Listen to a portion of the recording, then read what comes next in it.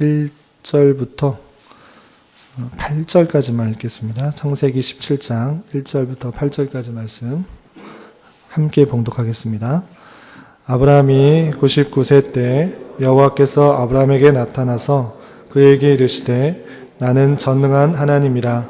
너는 내 앞에서 행하여 완전하라.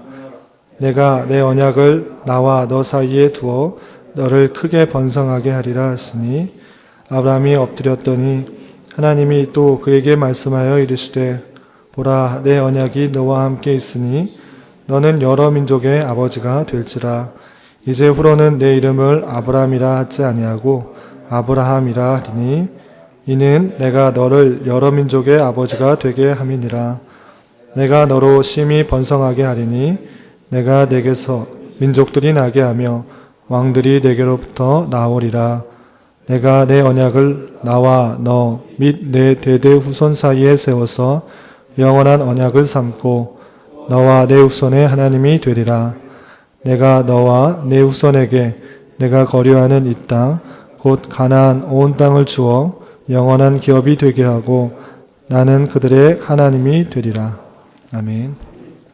날씨가 많이 추워졌습니다. 추운 날씨에도 하나님의 말씀을 사모해서 이 자리까지 나오신 여러분들 위해 하나님의 크신 은혜가 함께하기를 진심으로 기원합니다.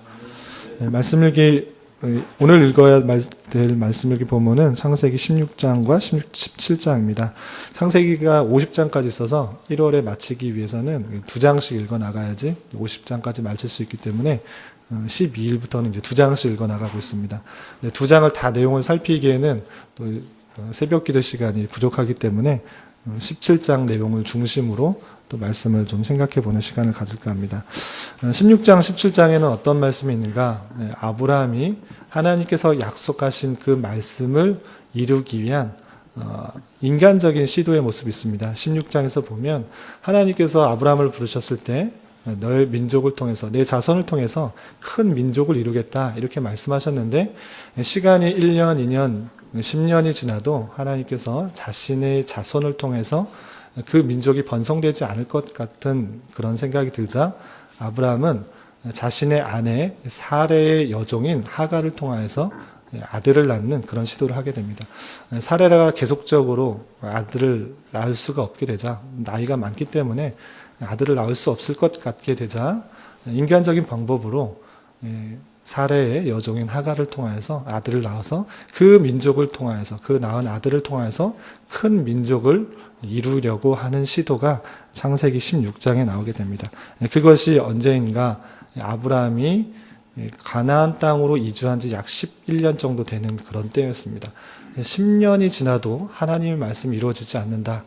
계속적으로 붙들고 있어야 되는가? 아니면 어떠한 나의 노력을 가지고 인간적인 시도를 통하여서 그 말씀을 이루어야 되지 않을까 하는 그런 생각 때문에 아브라함은 사레의 여종인 하갈을 통하여서 아들을 낳게 됩니다. 그 아들의 이름을 이스마엘이라 한다라는 그런 내용을 16장까지 나오게 됩니다. 16장에서 그런 내용들이 나오고요. 17장에서는 그로부터 약 13년이 시간이 흘러서 다시 하나님께서 아브라함을 찾아오셔서 말씀하시는 내용으로 이어지게 됩니다. 17장 1절에서 보면 아까 읽었다시피 이렇게 표현되고 있습니다. 아브라함이 99세 때로 되어 있는데요. 아브라함이 갈대아 우르 원래 고향에서 처음으로 나온 때가 12장에서 보면 75세였다라고 되어 있습니다. 75세 때 부르셨는데 벌써 99세가 된 것입니다. 그리고 16장 바로 앞절에서 읽어보면 16장 10절에서 보면 하갈이 아브라함에게 이스마엘을 낳았을 때 아브라함이 86세였더라. 가나안 땅으로 이주한 지도 약 11년이 지났는데 하나님의 말씀이 이루어지지 않고 인간적인 방법으로 하갈을 통하여서 아들을 낳은 그 이스마엘을 낳았을 때가 86세였다라고 되어 있습니다. 그로부터 약 13년이 지난 때 99세 때에 다시 아브라함에게 나타나셔서 하나님께서 아브라함에게 말씀하시는 것입니다. 어떻게 말씀하시는가? 1절 중반전에 그에게 이르시되 나는 전능한 하나님이라. 너는 내 앞에서 행하여 완전하라. 하나님께서 아브라함에게 요구하시는 것, 완전함. 하나님께 순종할 때 반만 순종하는 것 아니라 전적으로 순종하는, 하나님께 모든 것을 맡기는 완전한 그런 모습을 하나님께서 원하시는 것을 볼 수 있습니다. 완전하라라고 말씀하시면서 다시 어떻게 약속하시는가 2절에 이렇게 말씀하고 있습니다. 내가 내 언약을 나와 너 사이에 두어 너를 크게 번성하게 하리라. 예, 계속적으로 12장에서도 나오고 15장에서도 나오고 계속적으로 반복해서 아브라함에게 확실시키는 말씀은 무엇인가? 내 자손을 통해서 번성하게 하겠다라는 그런 표현입니다. 잠깐 제가 그 약속의 말씀들을 읽어드리면 창세기 12장 2절에 이렇게 표현되어 있습니다. 하나님께서 아브라함을 처음 부르셨을 때 이렇게 표현하는 것입니다.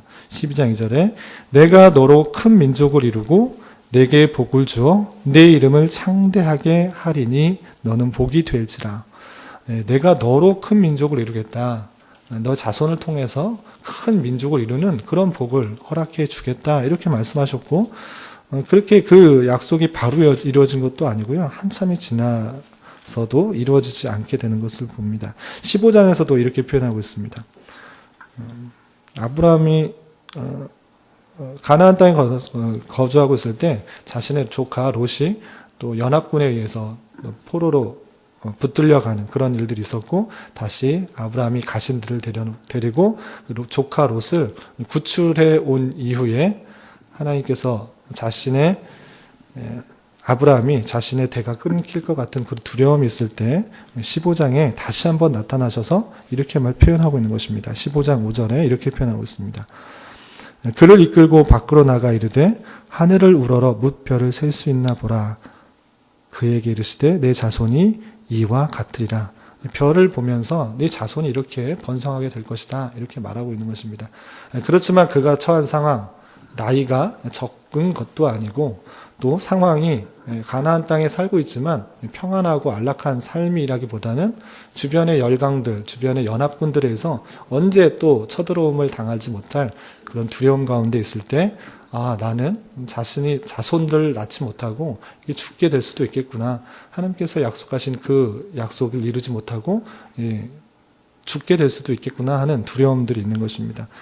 그러할 때 이 아브라함의 반응은 인간적인 방법 또는 세상적인 방법을 통하여서 하나님의 약속을 이루려는 모습들이 있습니다. 어떤 모습들이 있냐면요. 15장에서도 연합군이 언제 쳐들어올지 못한 그런 상황이 있을 때 하나님께서 나타나셨을 때 하나님께 이런 표현들을 하는 것을 봅니다. 15장 2절에 이렇게 되어 있습니다. 15장 2절 아브라함이 이르되 주 여호와여 무엇을 내게 주시려 하나이까 나는 자식이 없사오니 나의 상속자는 이 다메섹 사람 엘리에셀이니이다.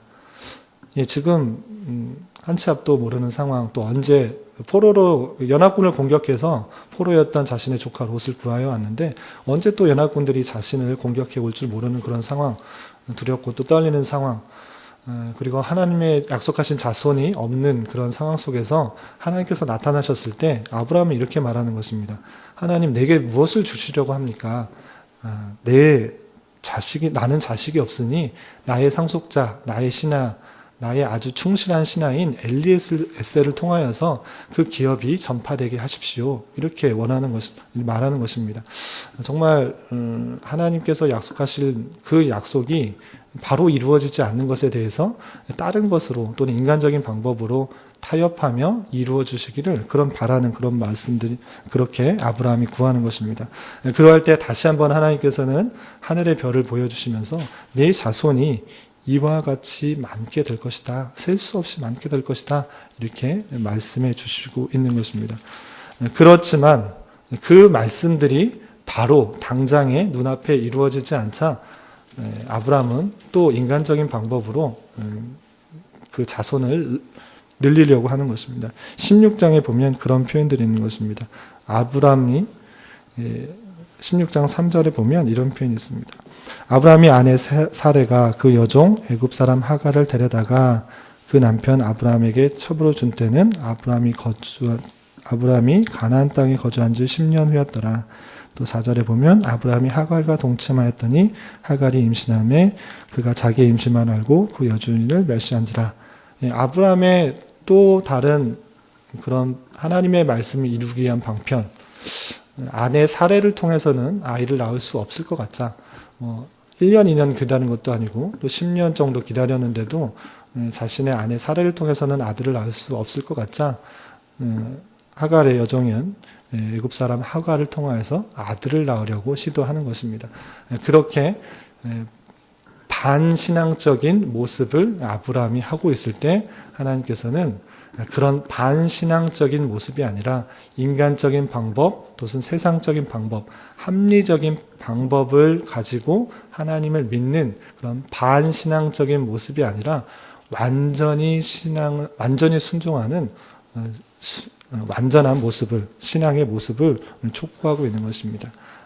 그러할 때 하나님께서는 계속적으로 오늘 17장 말씀에서도 확실하게 그 약속, 내 민족, 내 자손을 통하여서, 사례를 통하여서 그 큰 민족을 이루겠다라는 말씀들을 계속적으로 말씀해 주고 있습니다. 어떤 말씀들이 있느냐? 오늘 2절에서도 그렇고 6절에서도 이렇게 표현하고 있는 것입니다. 2절에서 아까 읽었다시피 내가 내 언약을 너와 사이에도 너를 크게 번성하게 하리라. 또 6절에서도 내가 너로 심히 번성하게 하리니 내가 내게서 민족들이 나게 하며 왕들이 내게로부터 나오리라. 하나님께서 약속하신 말씀들을 계속적으로 갱신하시면서 반복하시면서 확실하게 말씀해 주고 있는 그런 모습입니다. 이런 말씀을 대하면서 하나님께서 인간들에게 원하는 그런 모습 중에 하나가 무엇인가? 반만 순종하는 그런 믿음이 아니라 온전히 순종하는 그런 믿음을 요구하시는 것을 살펴볼 수 있습니다. 아브라함에게 약속하신 그 말씀을 이루는 데 있어서 아브라함이 계속적으로 인간적인 시도, 또 세상적인 시도, 합리적인 방편으로 하나님의 말씀을 이루려고 했지만 그런 것이 아니라 온전히, 완전히 하나님을 의지하고 내가 아무것도 의지할 수 없는, 하나님밖에 의지할 수 없는, 하나님밖에 믿을 수 없는 그런 상황까지 이르게 하신 후에 그것을 통해서 하나님의 뜻을 이루는 그런 모습을 볼 수 있습니다. 아브라함이 99세가 되었다. 또 사레가 89세가 되었다. 그건 세상적으로 또 인간적으로 육체적으로 아이를 쉽게 낳을 수 있는 그런 형편은 아닌 것입니다. 나이가 더 먹기 전에 아브라함은 아들을 낳으려고 또는 다른 사람에게 기업을 주고 또 번성하게 하려는 그런 시도들이 있었습니다. 그렇지만 하나님께서 원하시는 것은 오직 하나님 말씀을 믿고 의지함으로 내 생각과 판단, 인간적인 방법, 또 세상적인 그런 수단을 통하여서 하나님의 뜻을 이루려기보다는 온전히 하나님밖에 없습니다. 하나님의 능력으로 밖에는 없습니다라고 고백하고 자신의 어떤 것을 의지하는 것이 아니라 하나님의 능력과 하나님의 완전성을 의지하여서 살아가길 바라는 그런 순종의 모습들을 바라고 있었던 것입니다. 그렇기 때문에 하나님께서 아브라함에게 그 약속의 말씀을 이루어진 때는 75세 때도 아니고 86세 때가 아니고 99세 그리고 100세 때 비로소 그 약속을 이루어 준 것입니다. 하나님께서 인간들에게 우리들에게 요구하시는 그런 모습들, 반신앙적, 반순종적인 모습이 아니라 온전히 하나님만을 의지하고 하나님께만 모든 것을 붙들며 의지하며 역사를 바라는 그런 모습들 가운데 있다는 사실들을 알고 세상적인 방법과 합리적인 수단을 의지하기보다는 하나님께서 진정으로 우리에게 약속하실 것들을 이룰 것이라는 믿음 가운데 하루를 살아야 될 것입니다. 그리고 또 이 말씀들을 대하면서 또 한 가지 교훈받아야 될 것은 무엇이냐면 하나님께서 약속하신 것은 더딜지라도 반드시 이루신다라는 그런 사실입니다.